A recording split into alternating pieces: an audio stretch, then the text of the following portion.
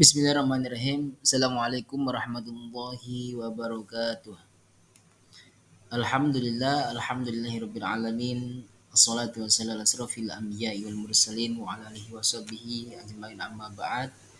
Yang kita muliakan guru kita tercinta Al-Mukarram Bu Yahya, semoga Allah Subhanahu wa taala senantiasa menjaga beliau dalam ketaatan serta sehat wal afiat, menjaga beliau dalam ketaatan serta sehat walafiat, memudahkan segala urusannya, baik urusan dakwahnya maupun urusan akhiratnya. Amin amin ya rabbal alamin. Yang kita muliakan, yang kita hormati bersama semuanya itu dosen kita Ustaz Abdul Aziz. Semoga Allah Subhanahu wa taala senantiasa menjaga beliau dalam ketaatan serta sehat walafiat. Amin ya rabbal alamin. Baik teman-teman semuanya, alhamdulillah kita diberi kesempatan untuk presentasi dalam pembelajaran atau dalam mata pelajaran filsafat yang berjudul sarana ilmiah. Sarana ilmiah.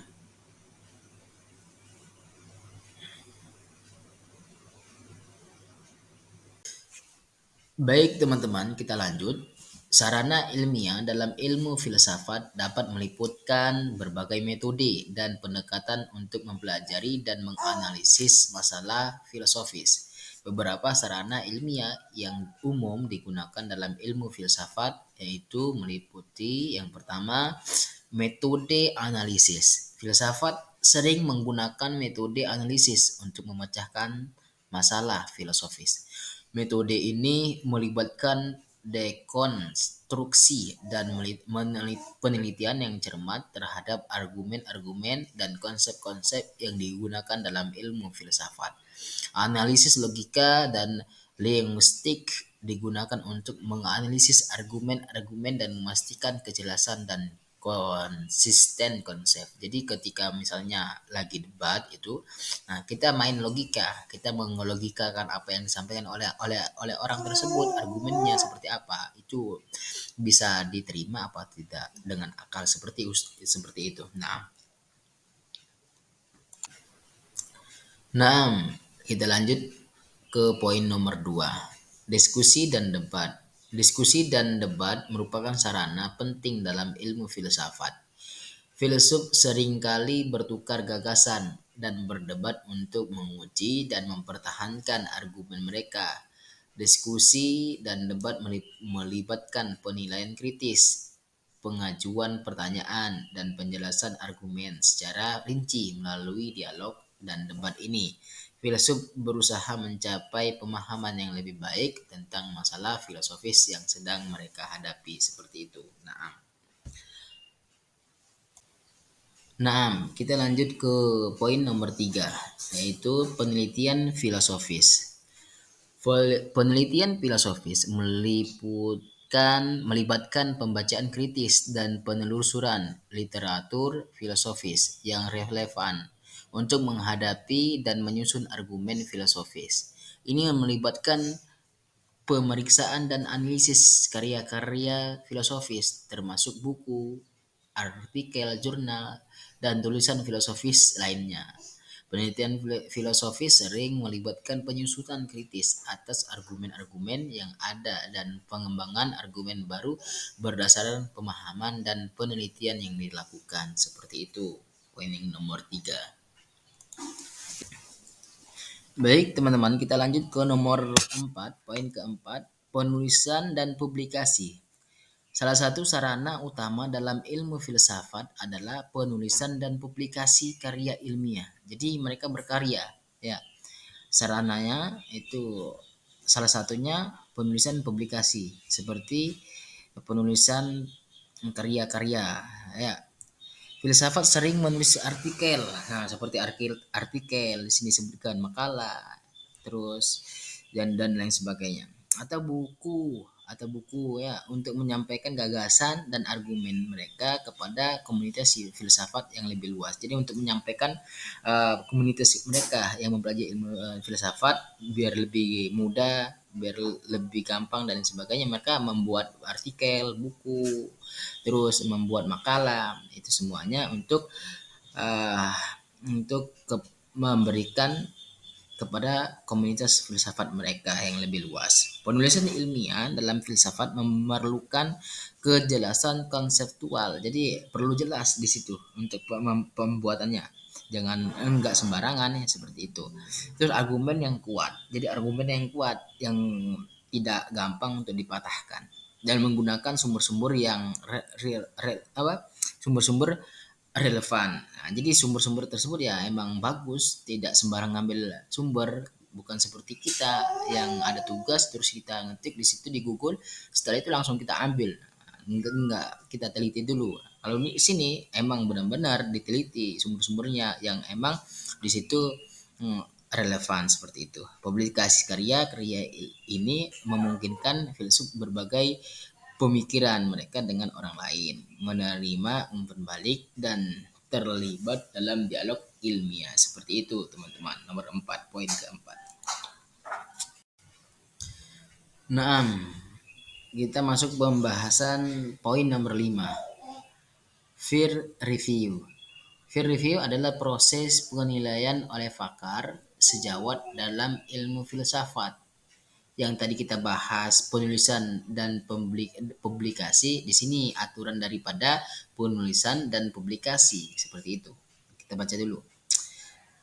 Penelitian dan tulisan filosofis seringkali harus melewati proses ini sebelum diterima untuk publikasi. Jadi sebelum di-share ke publikasi ke Facebook misalnya atau ke YouTube atau ke Google dan sebagainya, itu harus ada harus melalui proses yaitu yang menilai ya pakar dari ilmu filsafat tersebut seperti itu.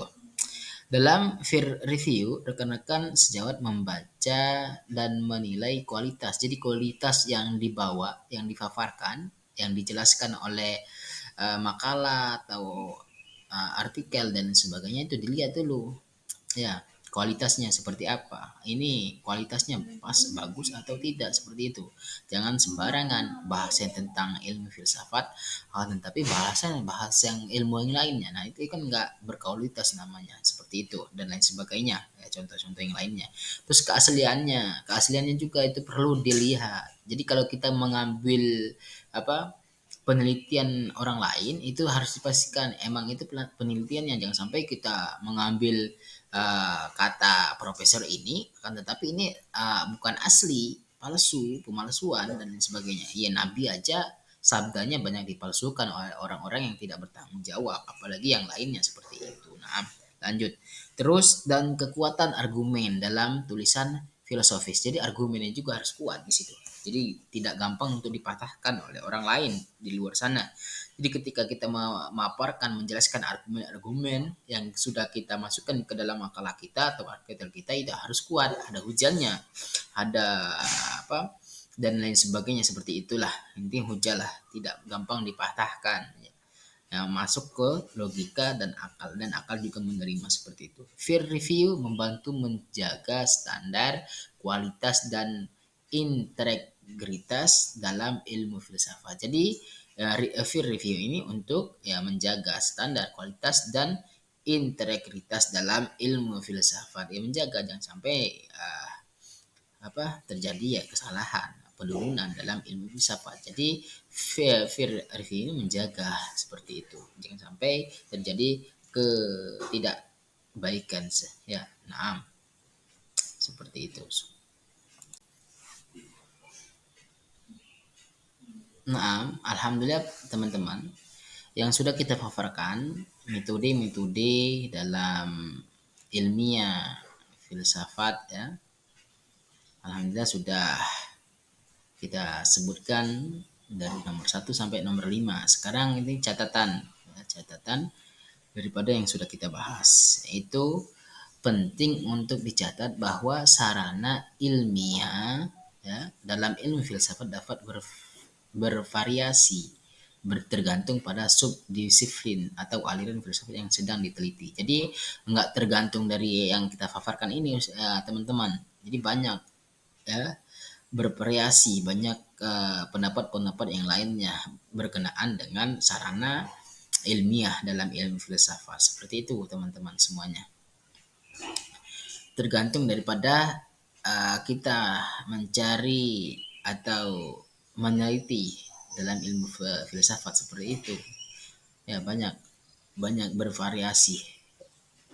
Beberapa aliran filsafat mungkin menggunakan metode yang sudah kita paparkan di atas. Jadi beberapa aliran filsafat mungkin menggunakan metode yang sudah kita paparkan, sudah kita jelaskan, yang sudah kita sebutkan dari nomor 1 sampai nomor 5 seperti itu teman-teman. Nah, selanjutnya kita jelaskan di sini. Nah, kita simpulkan paparan-paparan penjelasan-penjelasan kita tadi berkenaan dengan sarana ilmiah. Ini kita simpulkan. Ya, kesimpulannya dari sarana ilmiah dalam ilmu filsafat adalah bahwa mereka adalah metode dan pendekatan yang digunakan untuk mempelajari, menganalisis masalah filosofis secara objektif dan kritis. Sarana ilmiah ini mencakup metode analisis, diskusi, dan debat, penelitian filosofis, penulisan, ya, dan publikasi serta peer review seperti itu.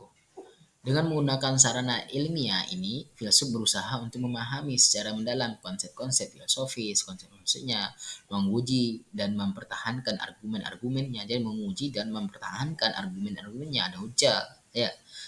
Terus berkontribusi pada perkembangan pemikiran filosofis, ya. Jadi berkembang di situ, berkontribusi, berkembang melalui metode analisis seperti itu.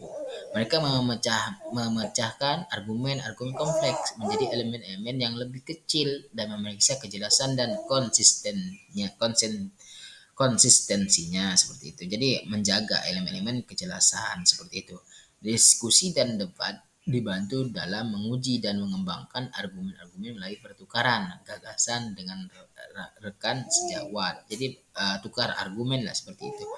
Penelitian filosofis melibatkan penularan literatur filosofis dan menggunakan sumber-sumber yang relevan. Jadi sumber-sumbernya emang bagus di situ, nggak sembarang sumber, ya. Nggak sembarang ambil, dilihat dulu, dinilai dulu, ini bagus, diteliti dulu, ini bagus apa tidak, seperti itu, ya. Terus untuk memperkaya pemahaman dan menyusun argumen filosofis yang kuat, penulisan dan publikasi karya ilmiah memungkinkan filsuf untuk berbagi pemikiran mereka dengan komunitas filsafat yang lebih luas dan terlibat dalam dialog ilmiah.